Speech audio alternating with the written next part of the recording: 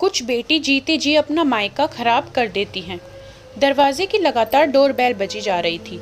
शिवानी ऊपर के कमरे से जल्दी जल्दी सीढ़ियां उतर कर आई और दरवाज़ा खोला तो देखा उसकी ननंद दीपा दरवाजे पर खड़ी थी। अपनी ननंद दीपा को देखते ही बोली, दीदी आप अचानक?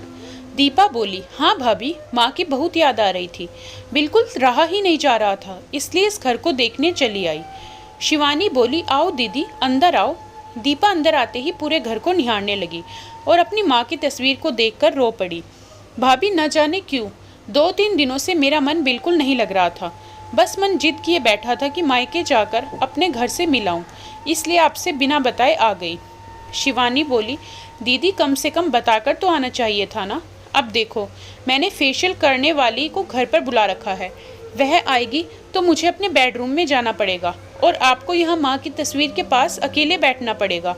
दीपा बोली, भाभी माँ को गए आज पूरा 1 महीना बीत गया है और आप तो जानती ही हैं मैं पूरे 1 महीने बाद आज अपने मायके आई हूँ। माँ होती तो मैं और माँ कितनी बातें करते थे, माँ एक पल भी मुझे यूँ अकेले नहीं बैठने देती थी।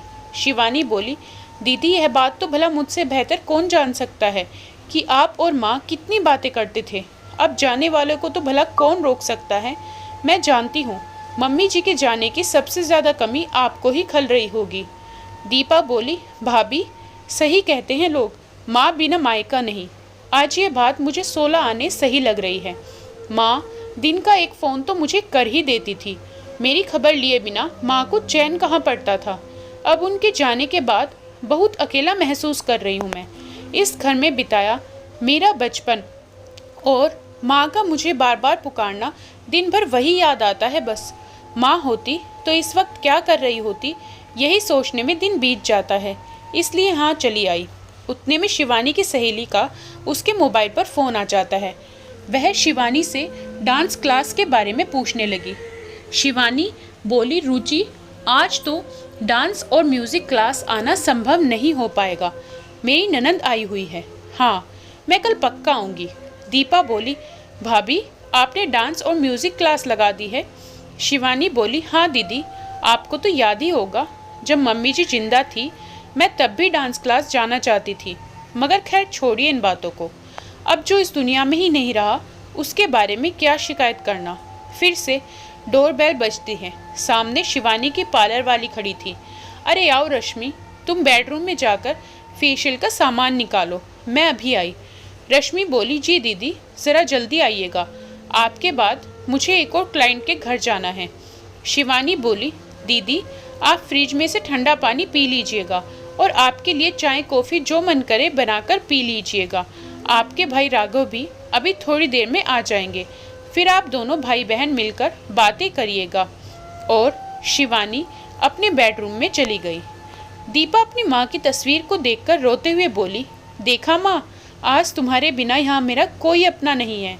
तुम थी तो मेरे लिए स्वादिष्ट पकवान बनवाती, मुझसे ढेरों बातें करती, मगर अब तो यह नौबत है कि पानी भी हाथ से लेकर पीना पड़ेगा। दीपा बीती यादों में खो गई। जब भी वह अपने मायके आती थी उसकी माँ विमला जी उसके बहुत लाड लड़ाती थी।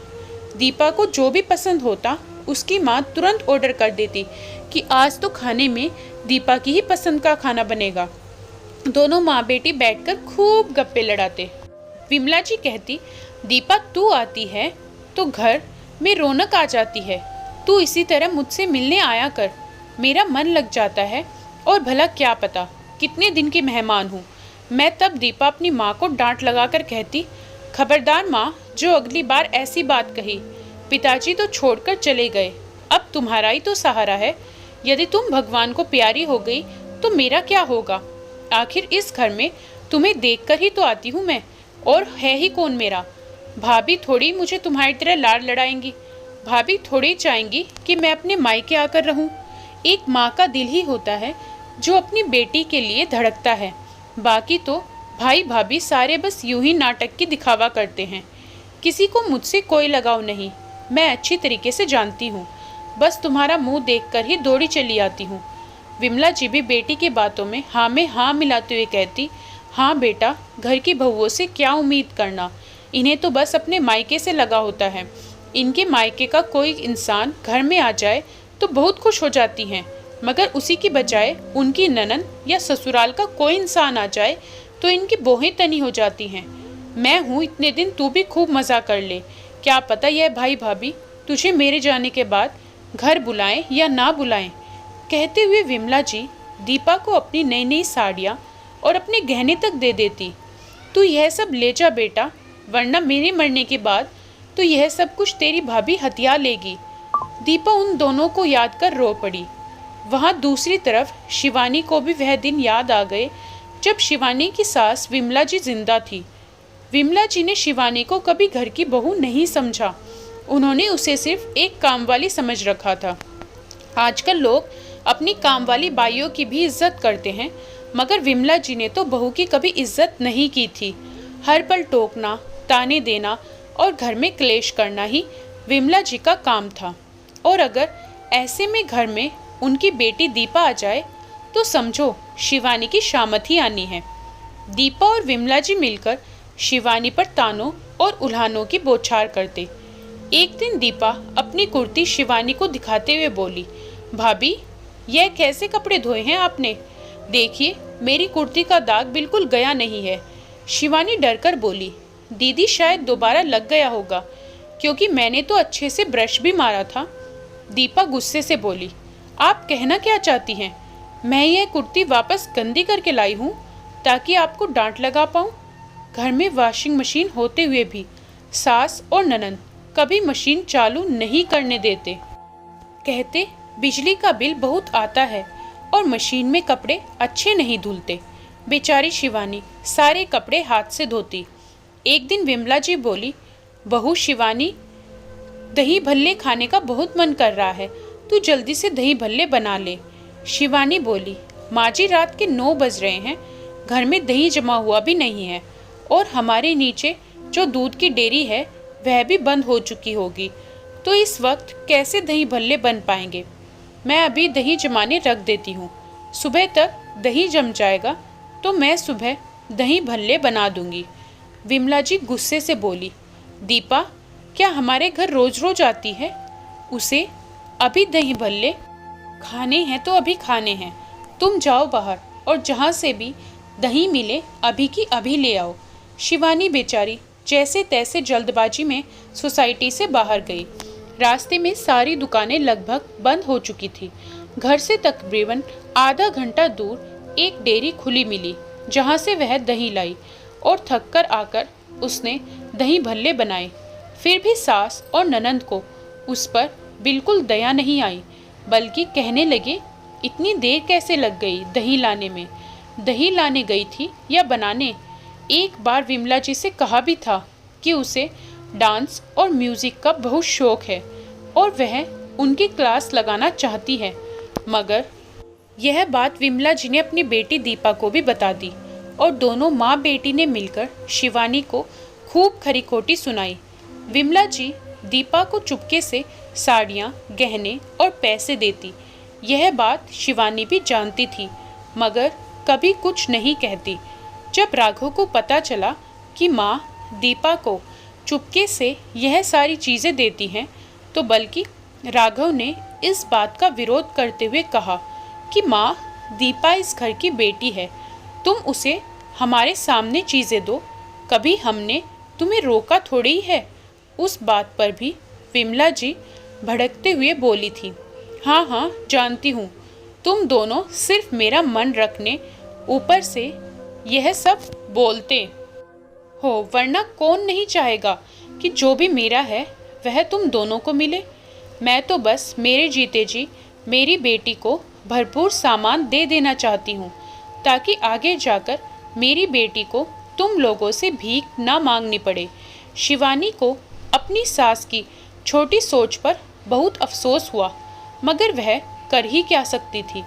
सास और ननद ने तो जैसे कसम खा रखी थी कि शिवानी को कभी अपना नहीं मानेंगे, जबकि शिवानी तो कभी कुछ कहती भी नहीं थी। शिवानी के जहन में बीती बातों की स्मृतियाँ अब तक हिलोरे खा रही थी। वैसे भी अपने साथ कुछ गलत हुआ व्यक्ति कभी नहीं भूलता। शिवानी को बेडरूम में गए लगभग 1.25 घंटा बीत चुका था। दीपा बाहर हॉल में अकेले बैठी थी। उतने में डोरबेल बजी। दीपा ने दरवाज़ा खोला और भाई राघव को देखकर खुश होकर बोली, भाई कैसे हो तुम? राघव दीपा को देखकर आश्चर्य से बोला, अरे दीदी, आप अचानक? ना कोई फ़ोन, ना खबर। हाँ भाई, माँ की और इस घर की बहुत याद आ रही थी, तो बिना खबर किए ही आ गई।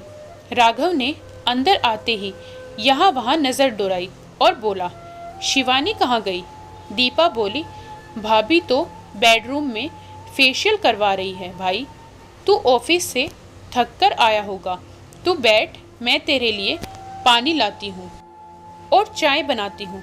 राघव फिर से आश्चर्य से बोला, तू चाय बनाएगी? दीपा हड़बड़ाकर बोली, क्यों भाई, मैं क्यों नहीं बना सकती चाय? राघव बोला, अरे माँ के राज में तो तूने कभी पानी भी हाथ से नहीं लिया। तू ही कहती थी ना, बेटियाँ मायके में आराम करने आती हैं, काम करने थोड़ी ही आती हैं।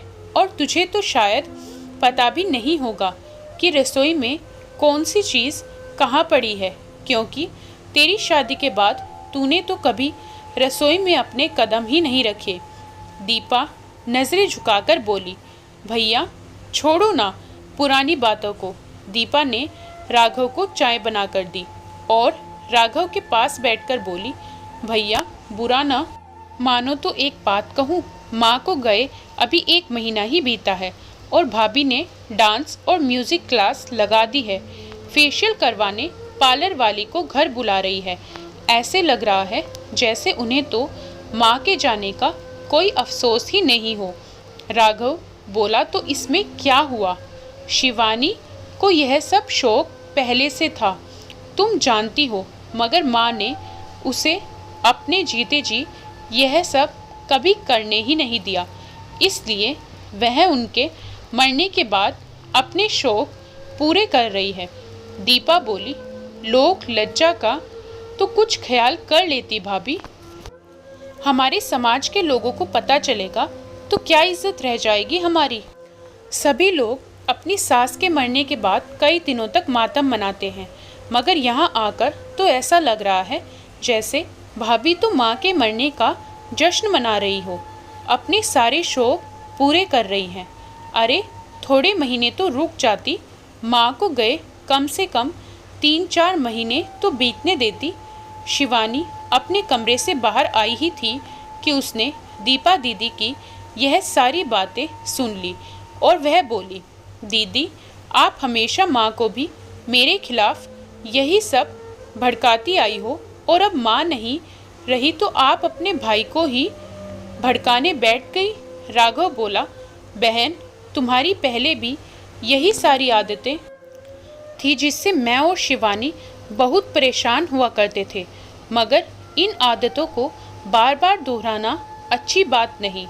बोली, दीदी आप कहती हो माँ से ही मायका होता है, मगर ऐसी बात बिल्कुल नहीं है।